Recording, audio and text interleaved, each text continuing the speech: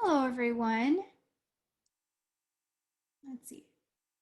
Okay, hello, everyone. Sorry, I had to turn on my podcast as well, Anchor. So it's kind of late, and I tried to record this just a second ago, and my camera went off. Having to use like a webcam. It is 7:08 in the evening, so we'll see if I can get through all my thoughts before it gets dark. Yeah, I've been reading many different books at the same time, but one of them is Martin Heidegger's Being in Time. And I just finished chapter 2 of section 2. It's divided up into 2 parts if you haven't read this or are not familiar with it. And mainly again, my target audience is my students who are in intro to philosophy. So, you all are being exposed to philosophers for the first time, and Martin Heidegger hasn't come up yet, but that's what I'm reading, so that's what I'm talking about. Anyway, so this is divided into 2 parts. The first time being the second part the first part being, I don't know why I think I didn't say that, right? And then the second part, time.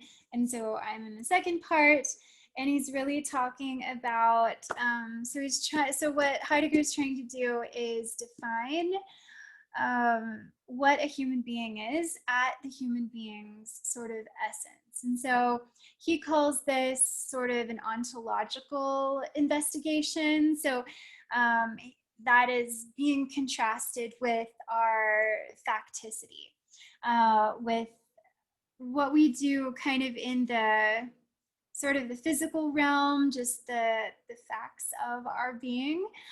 He wants to go deeper and talk existentially, which, he actually has 2 terms, existential for the facticity kind of realm, the actual realm that we like, the more superficial, obvious realm, and existential.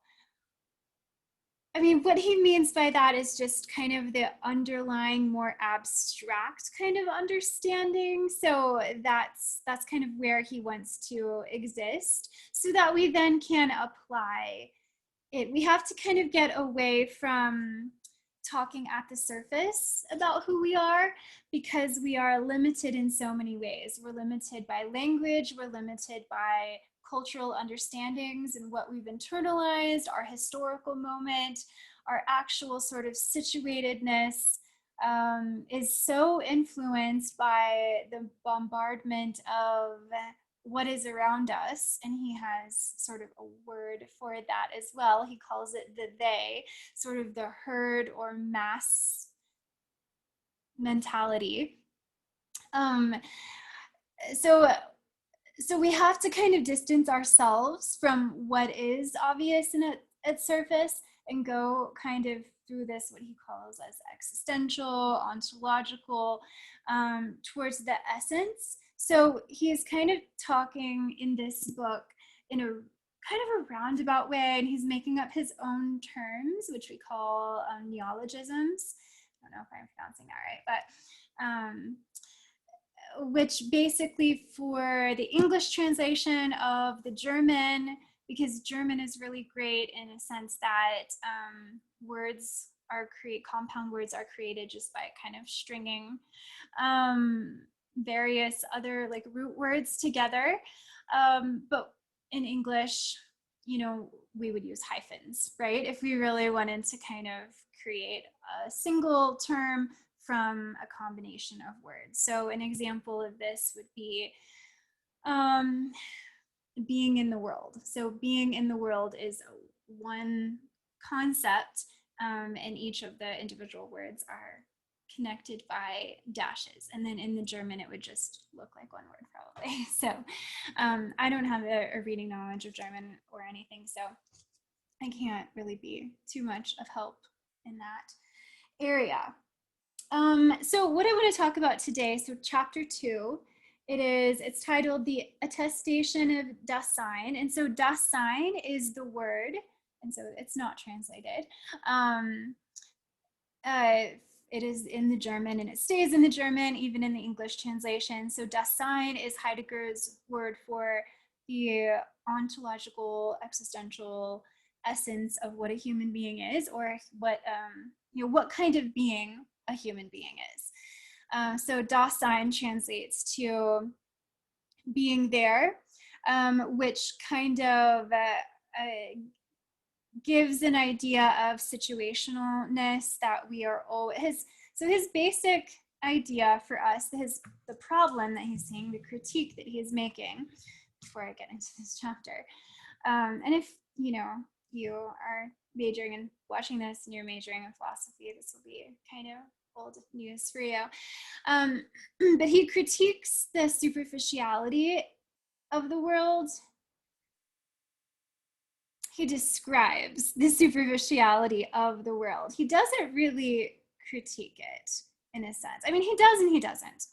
So it seems like, by at least the words that get translated in the English version, that it is a critique, because he uses terms like the they for the herd mentality, or that we are, that Dasein is characterized by our thrownness or falling prey, and we're entangled in idle talk.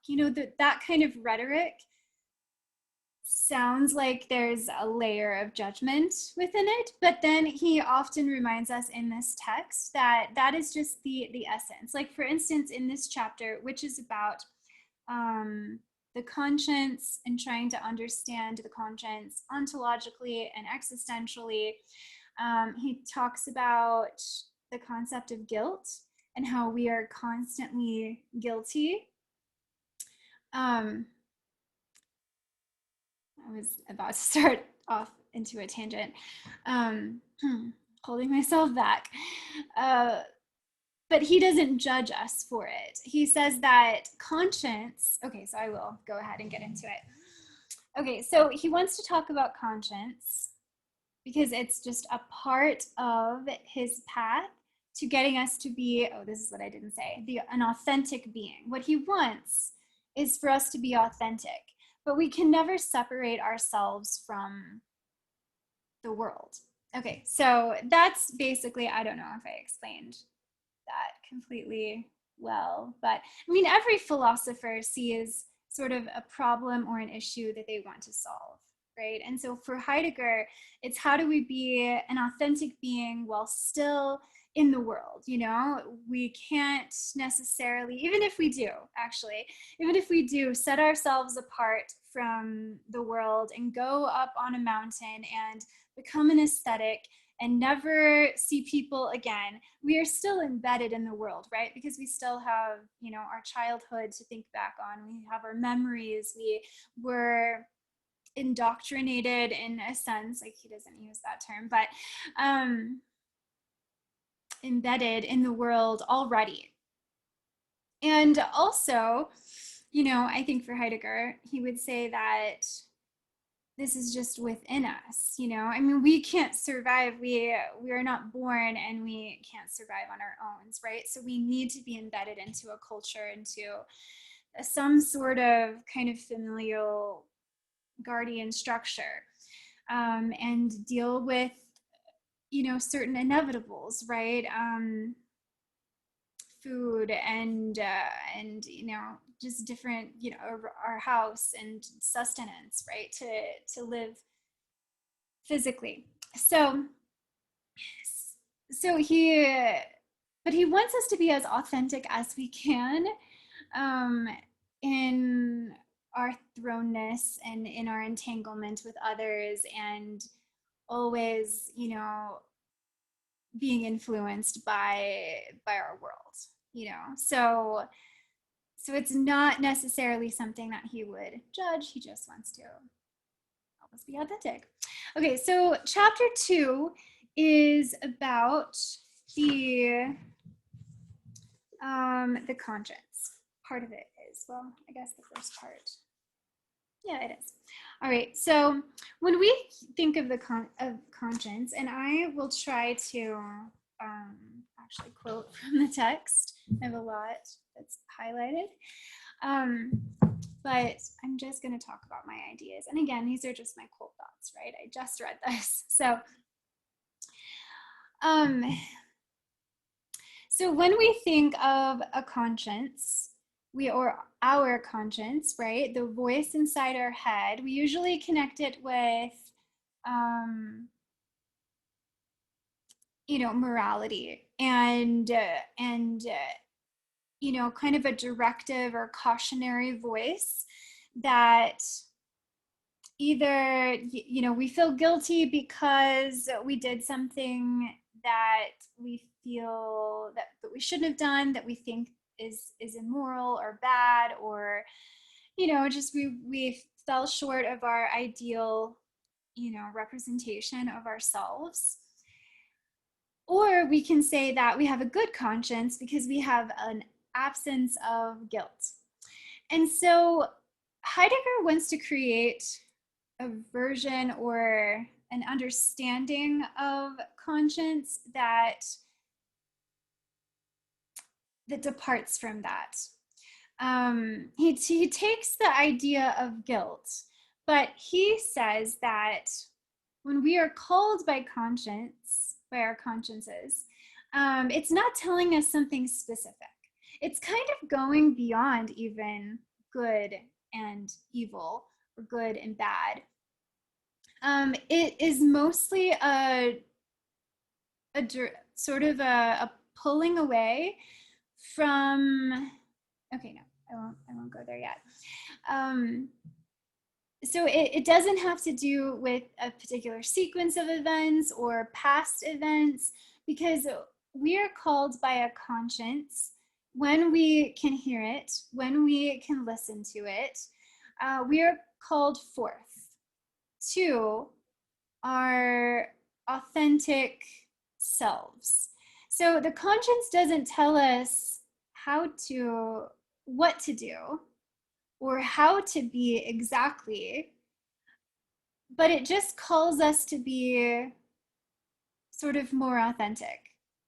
But in this sense, since we are always as well rooted in the world and can't really detach from it, we will always have like voices in our heads that we have adopted and adopted. We are always constantly guilty. And let's see if I can find that quote. I'm not sure if I can. See, and I should probably just redo this and try to find quotes that are, okay, here we go. Okay, so this is on page 283.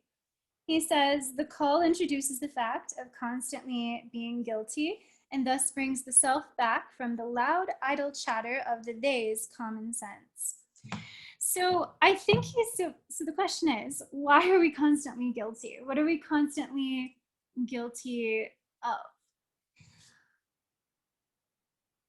I think we could kind of interpret this in different ways. We are constantly guilty of being finite beings and never being able to do all the things that we want to do. We are constantly guilty of, at least at some points in our lives, of being swayed by the they, and not being true to ourselves and not being true to others. So regardless of being constantly guilty, like this is the first sort of message of conscience, the first sort of step to being our authentic selves. We can just admit that. And it has to do with a feeling of anxiety, and we can all, think back to, we all have these moments of feeling anxious that we're not going to get all the things that we want done in the day, or that we're not being the types of people that we want to be, etc. And so that is fine. It's kind of, we should just be aware of it and recognize it. But even in our guilt, and we can think of like the Buddhist symbol of the lotus in the mud, right? The lotus is a beautiful flower, but it grows it grows from muddy waters, and it's forever rooted in muddy, murky waters, but still it exists and it's beautiful and it's a symbol of like purity in the midst of being in the world. So the second part, though, is this idea of being resolute. And so even though we have these limitations and we're constantly guilty, we can be a resolute person. And let's see. Okay, so on page 285, we are going to quote some things. In the light of the for the sake of which, so we always have like a reason or a motivation, of the potentiality of being which it has chosen, resolute Dasein frees itself for its world. The resoluteness toward itself first brings Dasein to the possibility of letting others who are with it be in their own most potentiality of being, and also discloses that potentiality in concern, which leaps ahead and frees. Resolute Dasein can become the conscience of others. It is from the authentic being, a self of resoluteness, that authentic being with one another first arises, not from ambiguous and jealous stipulations and talkative fraternizing in the they, and in what one wants to undertake. So what I really like about this, okay, so first of all, what is it to be resolute? I mean, well, being resolute at its, definitional core is being steadfast, is kind of going back to the oracle at Delphi, knowing yourself and sort of sticking to that regardless of the rewards and the punishments for being who you are. And when you are like this, what I like is that he's putting this sort of authentic being in authentic relationships, or it leads to authentic relationships. If you are resolute, then you are going to, assumedly, allow for other people's resoluteness, being who they are. You're modeling, by modeling your truth, it brings out the truth of others. I mean, have you ever been in a situation where someone sort of, not really confessed, but voiced something very true? Whether it was, how horrible life is, or just anything, like their feelings about something that someone says, something that people think but don't necessarily say, but they were bold enough to say it.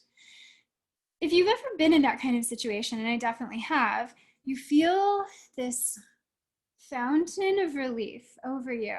It's like, oh wow, someone articulated what I would never be brave enough to say. And that kind of inspires you to be a little more fearless and a little more courageous.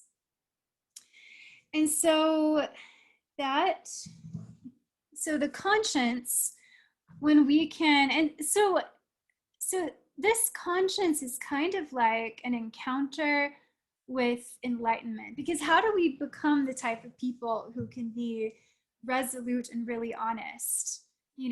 I used to always sort of, people would always complain for me that I would often say yes to something, but then end up not doing whatever I said yes towards, really saying no. And it was because I really didn't want to say yes in the beginning. I wanted to say yes, because I wanted to seem like a good friend or a good person, or because I knew that a yes would be what people wanted, right?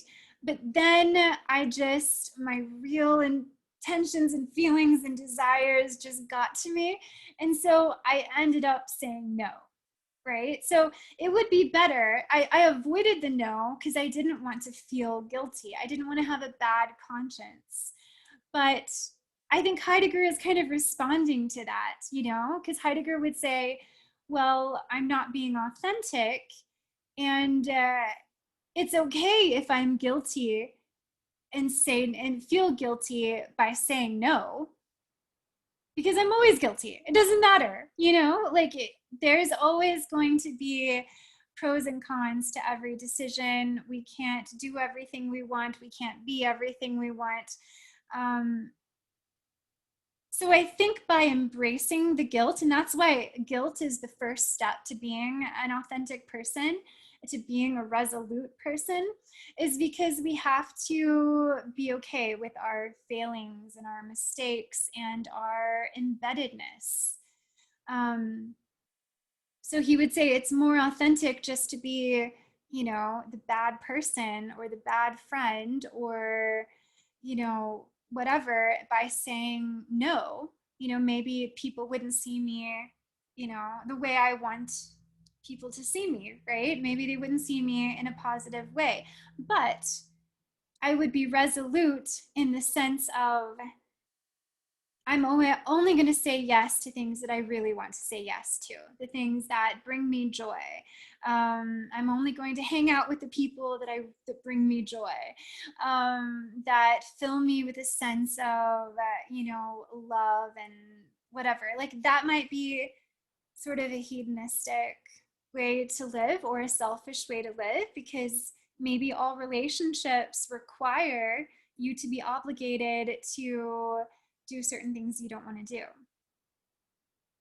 Possibly, but if that is your moral code, then that's your moral code, and be resolute and be happy with it. But if that's not really my moral code, if I, or maybe that is, and maybe I say, well, then I can't be in relationships because I'm selfish with my time, and I only want to do things that I want to do, and that I'm stressed out when I have things planned, etc. Like whatever. Like it's knowing yourself and being that self. And by doing that, in this paragraph, he's saying that we will inspire the truth for others. So let's see. 7:30 now. So I don't know. I mean, I think that it's kind of an interesting idea. He also says that, so he starts to talk about as well situation. Okay, here's a good quote actually on 286. He says, resoluteness means letting oneself be summoned out of one's lostness in the they.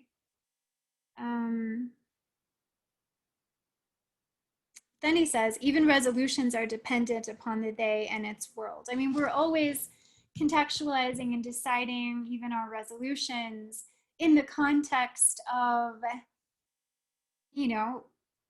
what I was just saying. I was talking about what I assume other people's expectations are, right? So my decision or my awareness of who I am is always still dependent on the kind of world I live in.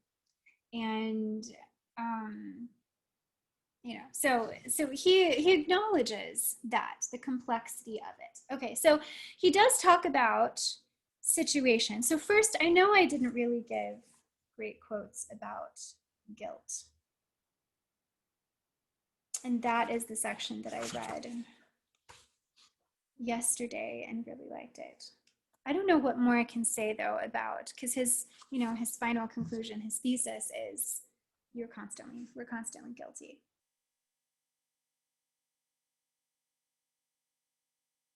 Okay, so he opens this up by saying, In section, okay, here we go. Instead of pages, I should say sections. Section 57, an interpretation and experience of conscience agree that the voice of conscience somehow speaks of guilt. Okay, but how does it speak about guilt? It doesn't speak about guilt in the way that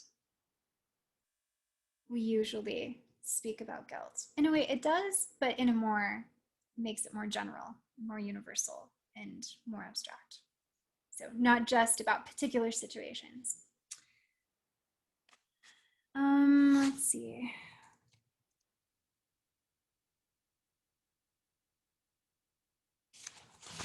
Yeah, I think I won't necessarily backtrack.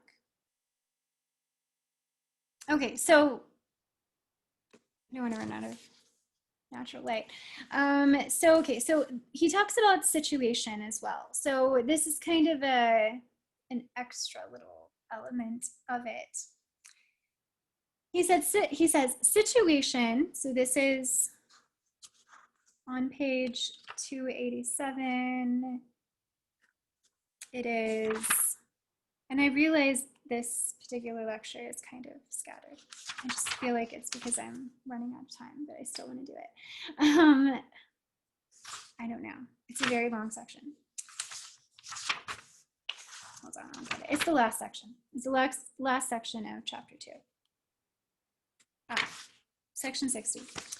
Okay, so he says, situation is the there disclosed in resoluteness, as which the existing being is there. It is not an objectively present framework in which Dasein occurs. Wait, hold on, I think I need to go back.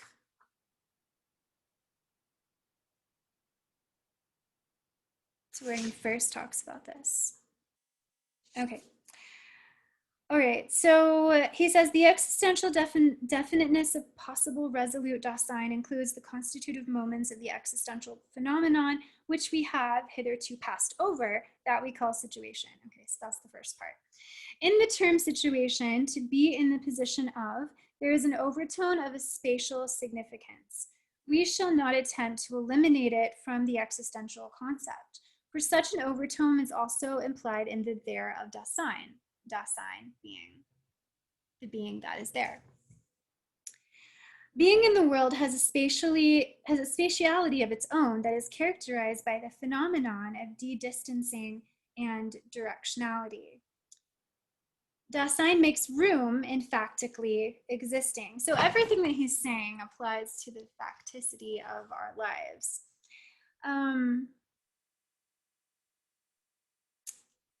Basically what I think, and I know I probably didn't find a quote that says this, but basically I think he's bringing up situation because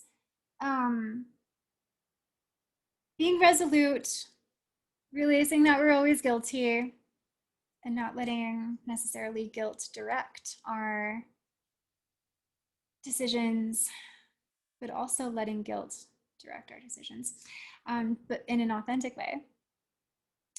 It helps us see the world more clearly. It helps us see how we are oriented. And again, going back to the knowing thyself, which you have encountered, students, in our chapters about Socrates and Plato.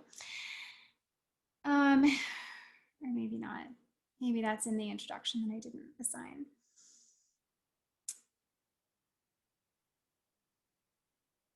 So you're seeing how you are oriented in, because so when you are, for instance, standing in a room, depending on where you're standing, you can see certain things, and in relation to where entities, other people, objects are in relation to you, it makes you see yourself maybe in a particular way.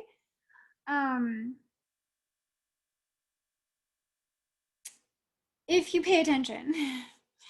And so I think that Heidegger is saying that being resolute and knowing who we are when we walk into a room, we will understand our orientation and all that is implied and is at stake with it.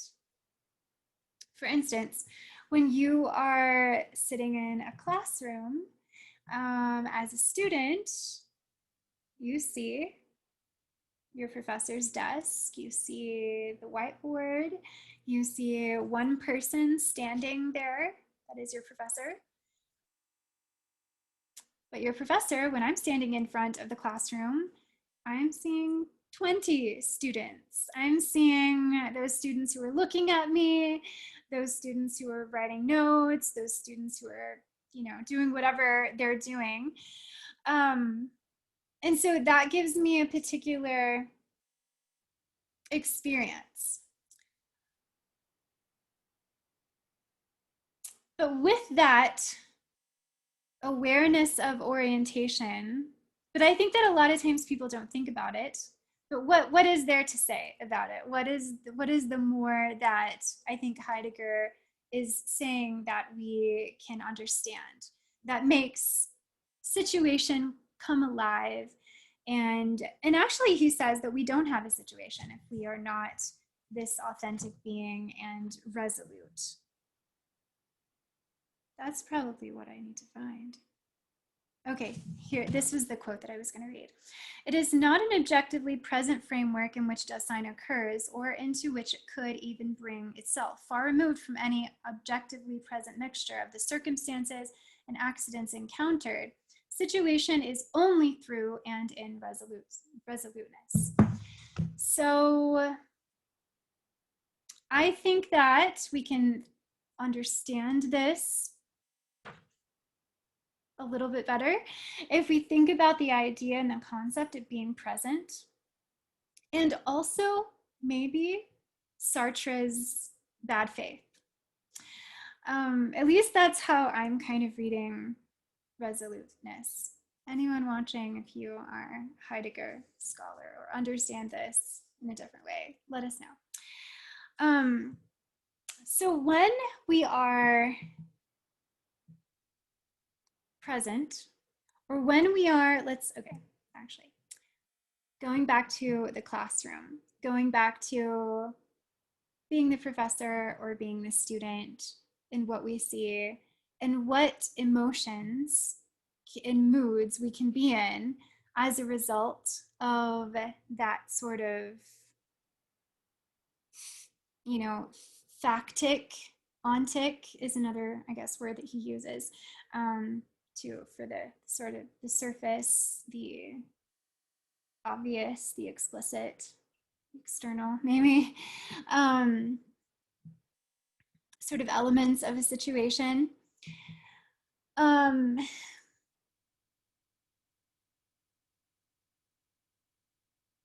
We can get entangled in that situation, or we can be free from that situation by being present and by being in good faith, aka Sartre. So let me explain that. First, being present, because I think that's a more sort of colloquial kind of, I mean, maybe not, but I think that many people have understood what it is to be present. I will explain that. Okay, so this is, for me, this is mainly from Eckhart Tolle's The Power of Now, but it's, in any kind of sort of mindfulness, contemplative studies, sort of conversation that you might encounter. So the idea is a lot of people are not present because we are often lost in our thoughts, thinking about other things than what's going on around us. And it decreases our pleasure in life and our satisfaction. And it puts us into a mood of preoccupation, anxiety, boredom, discomfort, because we're occupied either with the past or with the future, or we're judging something. We are preoccupied in our thoughts instead of coming to the situation as it actually is in the moment.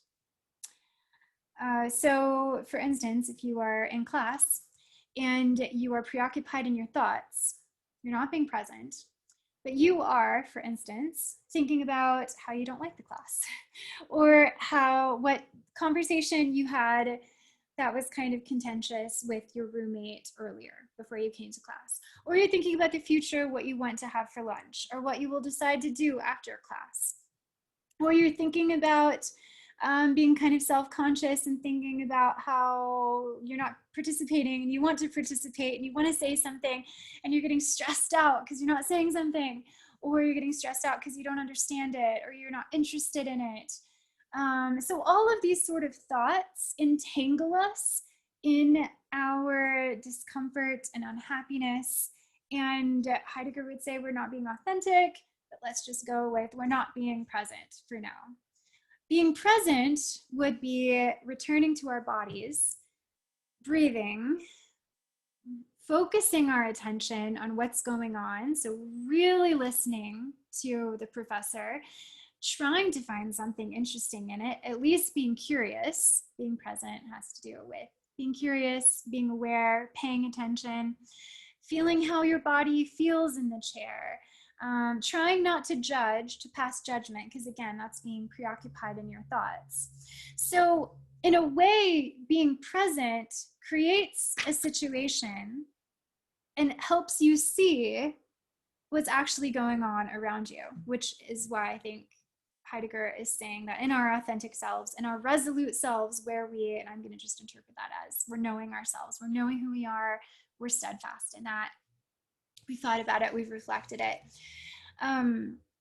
You will see, I guess another example is walking through a park or a forest. So imagine if you've ever had this situation, imagine you were walking through a forest. There's or you're hiking, you're on a trail, so there's trees around you, there's, there's birds, there's bugs, there's other people, etc.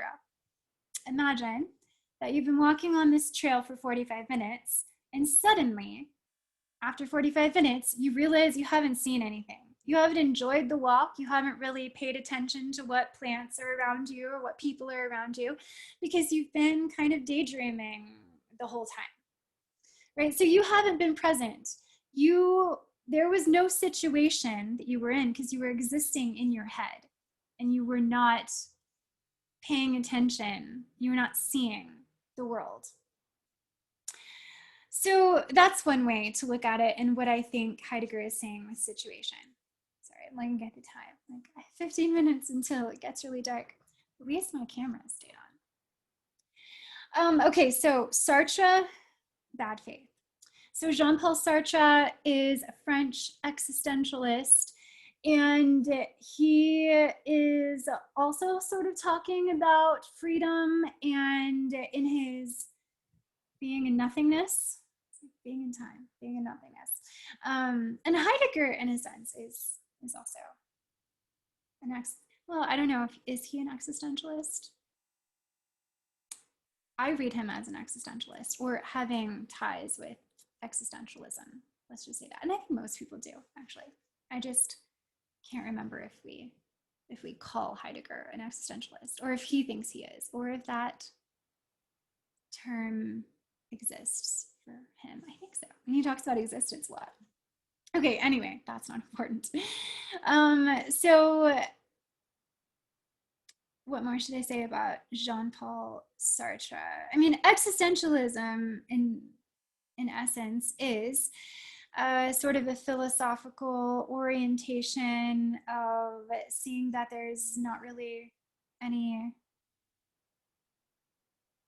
sort of blueprint of meaning outside, that we all make meaning for ourselves, that, we live in sort of a tricky situation as human beings because we have all these questions and we want to know things like, why are we here? And what's the purpose of human beings? And, is there a God? And, the big questions, right?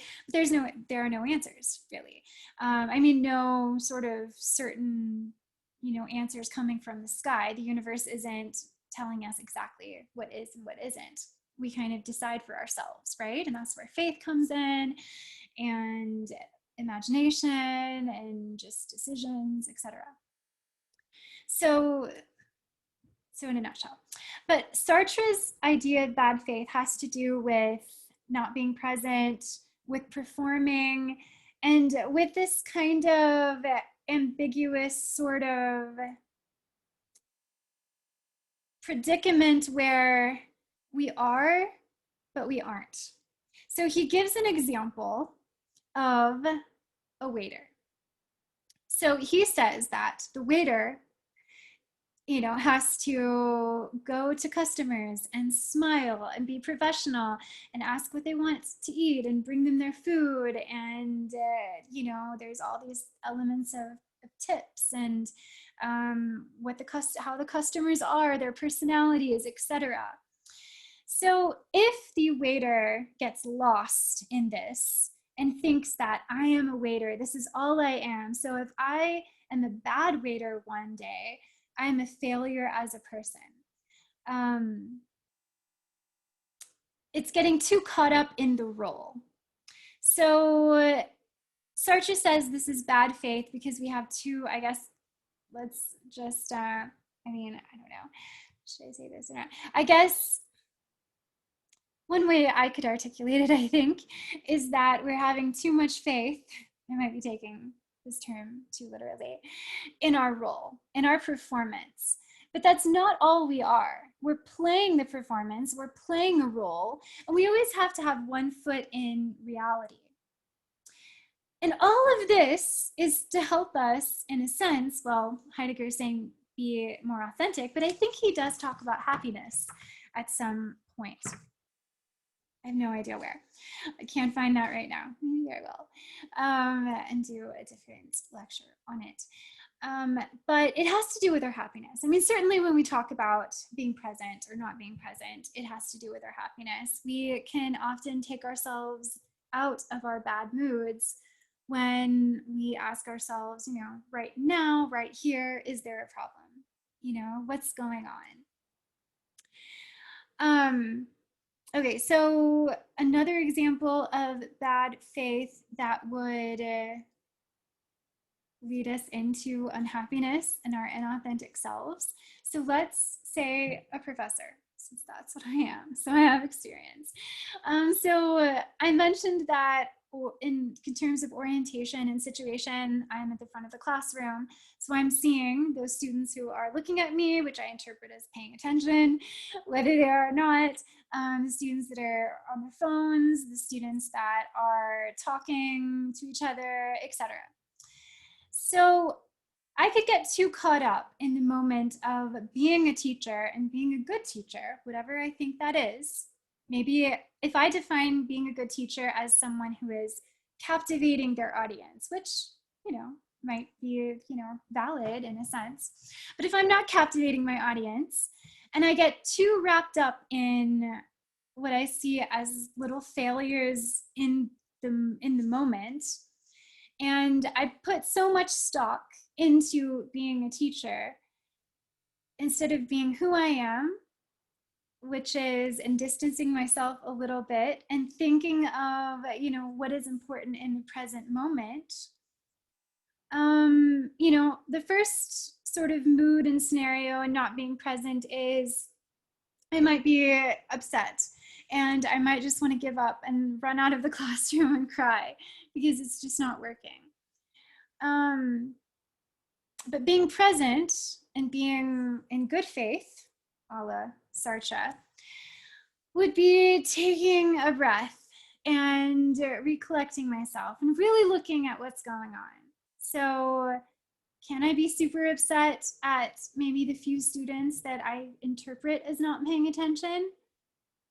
I have to think about what is the goal, what is important in this moment right now. It's not encapsulating my idea of a good professor, whatever that is.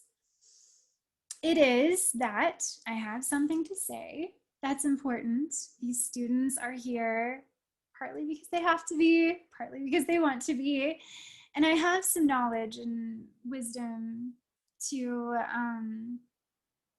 give them. right? Also, what is important is the relationships. And if I feel, calm and composed and comfortable, then that's certainly going to help the environment of the classroom, right? We've all been in classrooms or listened to lectures where the speaker, you could tell that the speaker was super nervous, was just beating up on themselves because it isn't going well, etc. And then that's not a good time for anyone, right? So if we can kind of accept that, going back to Heidegger, we are always guilty. Things are like always going to be a little bit imperfect. If we can accept that but still go forward, he's very clear about the call of conscience. And what is that call of conscience? Maybe it's our higher self, maybe it's our present self. I mean, I don't know yet. Maybe I have to read more. But I don't think he's probably going to talk about it anymore. So it's something, to think about when you're reading this. But it is a voice and it's there. It's a part of who we are.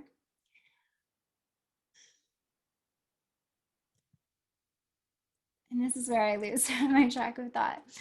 Okay, I've regained it. Because I'm going to say we have 6 more minutes. Conscience does not, actual ontological conscience, the essence of conscience, does not go backwards. It calls us forth.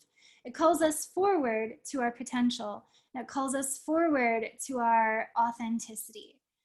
And so that is the advice of the method of making sure we're not in bad faith and making sure we're present, or making sure we're resolute and knowing ourselves, is that it moves us forward. We're still going to, and again, sorry, I should think of examples that relate to students and not myself, but I'm just going to go with it. I don't want to walk out of the classroom and be upset and cry. I want to change the moment for myself and maybe for my students, and make the rest of the class meaningful and worthwhile, and have intimate moments and make connections and have something be meaningful, regardless of what has just happened, in the first half of the class, or how I feel. I'm being resolute as well, to change, using it that word in a slightly different way, to push forward. For instance, even this, I can't help but think about this particular lecture that I thought in the beginning, like, I'm going to go through this whole thing and not post this. I will post it. Because my thoughts were scattered, right? But I know I have something to say on this, because that's when I kind of do these little lectures, when I feel very inspired by what I've read and I want to share it with you to be inspired. Maybe you'll read Being in Time if you haven't read it. Or just to kind of open up a dialogue, whatever. I pushed through, and I think that I found, at least for me, a good, comfortable spot that I'm happy with, and that I can say has value and has some worth. So I think that, overall, Heidegger is, if you can stick with him and maybe talk with enough people about their own thoughts about all of this, is very liberating, and is positive and optimistic. If we get too downtrodden about who we are, or our predicament, or being entangled in the they, which is the world as it is, Heidegger has a message for us about how to kind of get out of that. He says that resoluteness takes us out of our lostness, and he's not telling us how to be.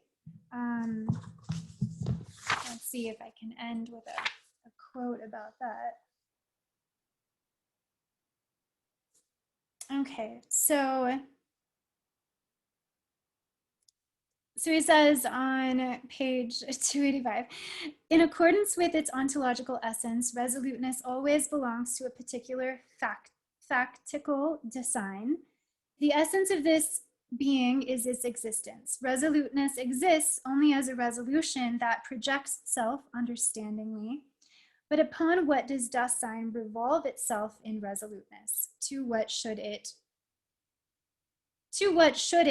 to resolve itself? Only the resolution itself can answer this.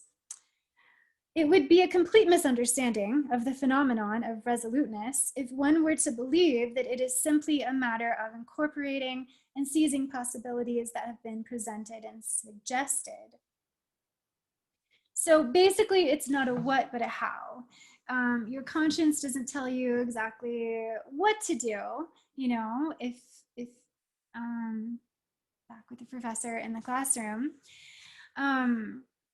you know, and even I didn't give examples exactly about, wasn't super specific about how to change, you know, the bad sort of class or the sticky class around to be actually meaningful and worthwhile, etc. But it's just that that's where you go. You need to figure what the specifics out for you. Heidegger is not going to pick the specifics out. This isn't necessarily a moralistic sort of didactic theology. You know, it is beyond, in a sense, good and evil. He's not necessarily talking about, although some people might interpret it, knowing his religious background, as sort of this original sin and, you know, etc. But I think that he has one foot in being aware or admitting the discomfort, but also just being really neutral and descriptive about our situation. And still giving us sort of a more comfortable path, not necessarily out of it, but kind of out of it and then back into it. That, I don't know. I promise you he says something like that. So, okay, so I don't know. So I don't know how much of this made sense. I was just trying to talk about a section that, my most recent section that I've been reading for the past couple of days and finished up today. And I don't know. So let me know what you think. If you would disagree, if you have personal examples, if you have better examples for a student, talking so much about myself, but it's just what I immediately thought of and used in the past. So yeah, I have to say I am enjoying Heidegger a little more than Hegel, but I will also perhaps talk about Hegel. Maybe, I don't know. Been avoiding talking about Hegel, even though I'm almost finished with philosophy of mind. Why I started with philosophy of mind? Just because a philosophy group was talking about it last year, so I don't know. But I will read Phenomenology of Spirit next. Anyway, thank you so much for listening. If you, you know, listened and tell me your thoughts. And next time I won't record at the last minute, so I will maybe be a little more, I don't know, structured. Who knows? Who knows? But anyway, it was fun for me. And I don't know. I just like Heidegger so much. I don't know why. I just think there's exciting things and gems in the sort of elusive, esoteric way that he talks and writes. All right, thank you all. My students, you're doing a good job in philosophy. Keep it up. I'm loving reading your discussions. And yeah, I will probably be back at some point next week to talk about whatever I am reading. All right, bye. Thank you.